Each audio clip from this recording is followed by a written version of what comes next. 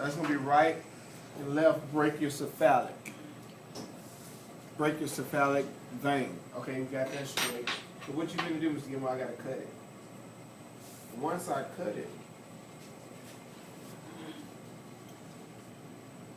which some of you all won't be cutting it, but for the sake of teaching, I got to cut it. Because when you cut it, Mr. Gilmore, I can see all the other blood vessels underneath. The ones that you all want to see that are arterial supply. Sorry.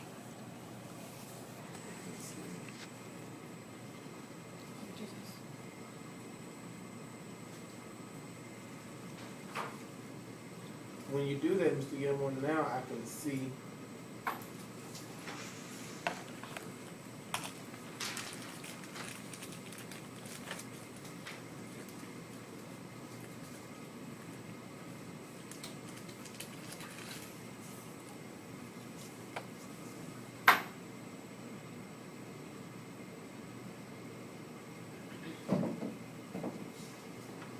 now here's what we got.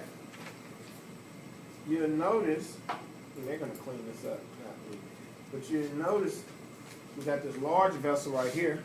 His name is brachiocephalic artery. Then, Mr. Gilmore, off to the side,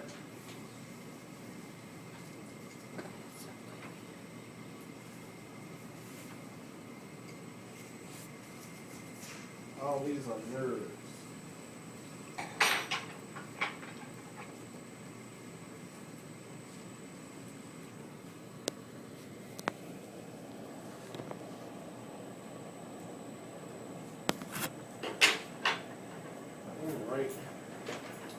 You know, this was the brachiocephalic artery, and this is the left subclavian artery. You see that? Mm-hmm.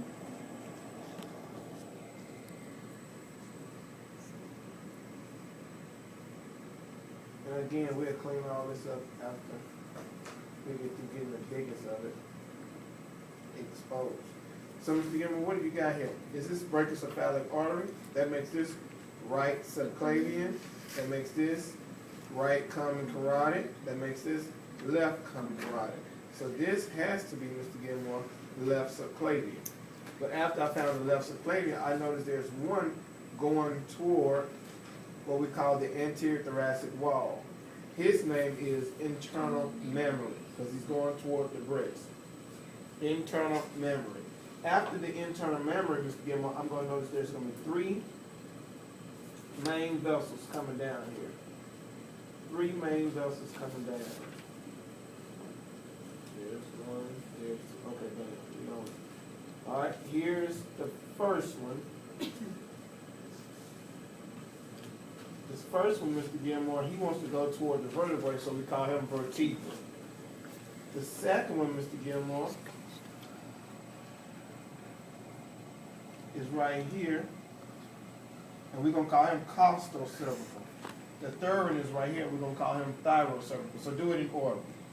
Vertebral, costal cervical, thyrocervical, in that order. But here's the catch. All along, Mr. Gilmore, his name was left subclavian. As soon as he comes to the ribs, that's why you see like 3 or 4 dots. As soon as I come to the ribs, Mr. Gilmore, when I cross the ribs, I'm going to change my name to axillary because I'm under the armpit. But here's the catch. If by chance, we were talking about this when we did the muscle, when I'm on one side, they say that's Ramsey. If I go under the freeway, under the beltway, we call it St. Augustine. Same road, Mr. Gilmore, same street, same thing here. This was still left subclavian, but as soon as I crossed the ribs, I changed my name to what? Axillary. You see that? Now watch this right here. We're going to play the game with them because they're going to show us a little bit something else. And of course we will have to clean this up, but just bear with us just for a second.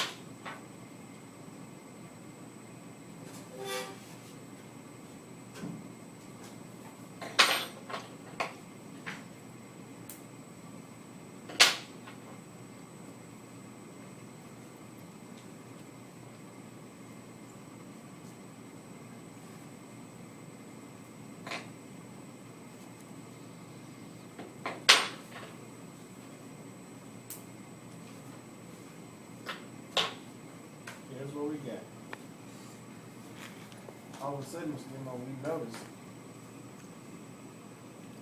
things are becoming apparent. I can see it as we keep cleaning it up.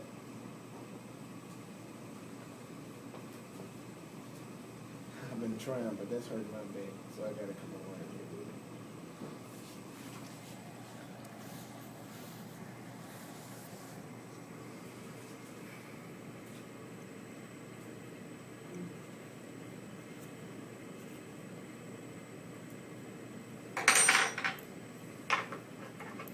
We're gonna cut the nerves out.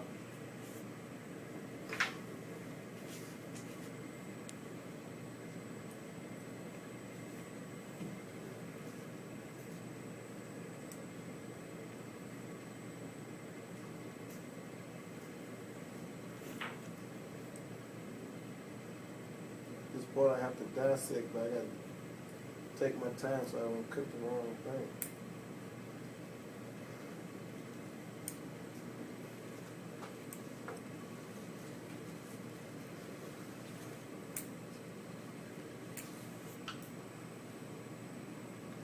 What's that little brown thing? Lymph node. That's not lymph node. Yeah, lymph node. When you reach up on your arm and you get sick, it swells up. That's your lymph node.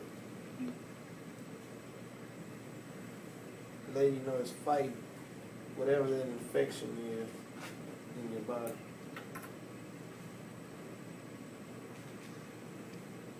I see what I want, but I'm trying to make sure I don't damage nothing else.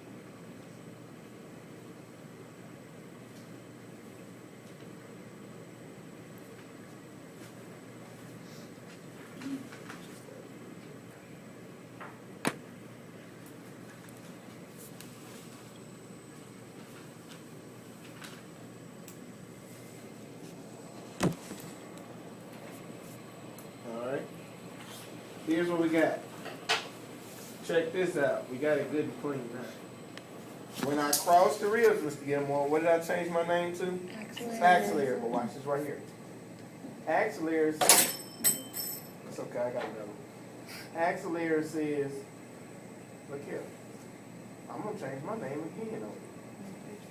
But the only way it changes the name again, Mr. Gilmore, is that it's got this vessel right here that comes down. Y'all see this vessel? Mm-hmm.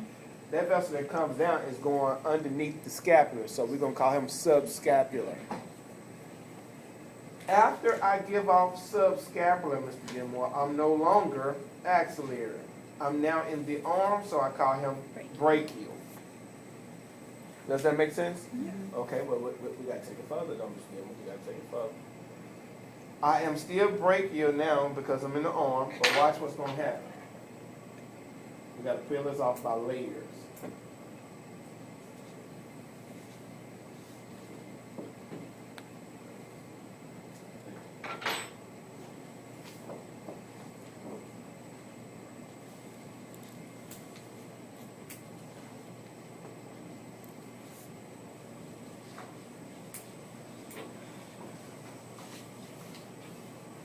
I've been doing this a little while, so that's why I'm just ripping it off. Kind of know what things is it now. I don't want to mess it up.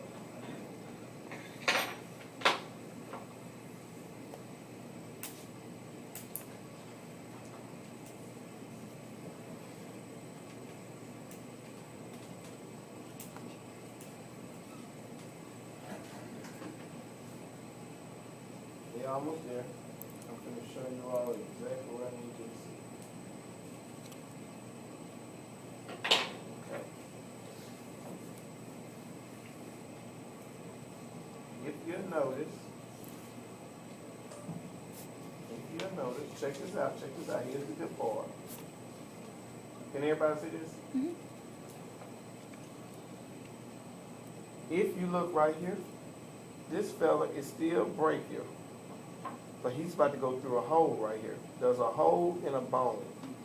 This is called a supracondylar foramen, because it's actually going through this hole. I'm going to prove it to you in a second, but when I come out on this side, Mr. Gilmore, I'm no longer brachial. My name is now radial. But Mr. Gilmore, hold on. Radial keeps going towards the thumb, so it's going medial. Then this little fella right here branches off. This fella right here is called ulnar. You follow me? So if I was to try to be real sneaky, I can pin it right here. If I pin it right here, you call it radial. If I pin it right here, you call it radial. If I pin it right here, you call it ulnar. You now have from the heart to the wrist. That's one part of it. I'm stopping there because I need you to do that.